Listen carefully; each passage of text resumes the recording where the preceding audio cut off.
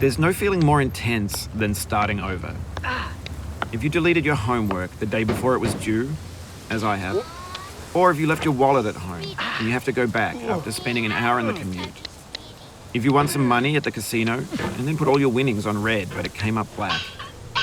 If you got your best shirt dry cleaned before a wedding and then immediately dropped food on it. If you won an argument with a friend and then later discovered that they just returned to their original view. Starting over is harder than starting up. If you're not ready for that, like if you've already had a bad day, then what you're about to go through might be too much. Feel free to go away and come back. I'll be here. All right, thanks for coming with me on this trip. I'll understand if you have to take a break at any point. Just find a safe place to stop and quit the game.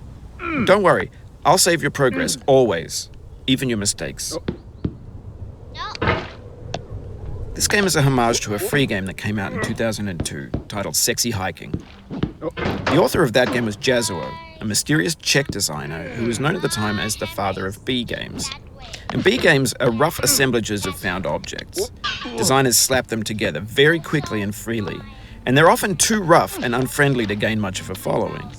They're built more for the joy of building them than as polished products. In a certain way, Sexy Hiking is the perfect embodiment of a B game. It's built almost entirely out of found and recycled parts, and it's one of the most unusual and unfriendly games of its time. In it, your task is simply to drag yourself up a mountain with a hammer. And that act of climbing, in the digital world or in real life, has certain essential properties that give the game its flavor. No amount of forward progress is guaranteed. Some cliffs are too sheer or too slippery. And the player is constantly, unremittingly in danger of falling and losing everything.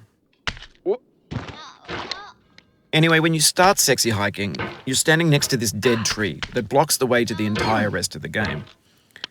It might take you an hour to get over that tree, and a lot of people never got past it. You prod and you poke at it, exploring the limits of your reach and your strength, trying to find a way up and over.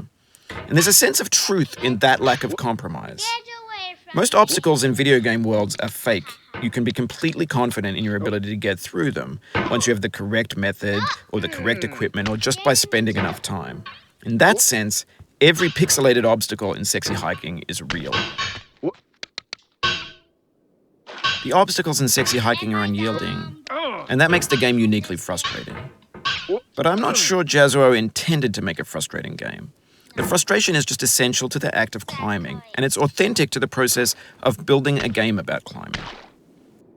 A funny thing happened to me as I was building this mountain. I'd have an idea for a new obstacle, and I'd build it, test it, and it would usually turn out to be unreasonably hard. But I couldn't bring myself to make it easier. It already felt like my inability to get past the new obstacle was my fault as a player rather than as a builder. Imaginary mountains build themselves from our efforts to climb them, and it's our repeated attempts to reach the summit that turns those mountains into something real. When you're building a video game world, you're building with ideas, and that can be like working with quickset cement.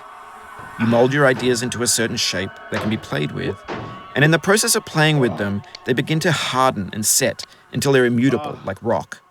And at that point, you can't change the world. Not without breaking it into pieces and starting fresh with new ideas. For years... Yes. Whoa! We did it, boys! Oh my god. 4 minutes, 23 seconds. Woo!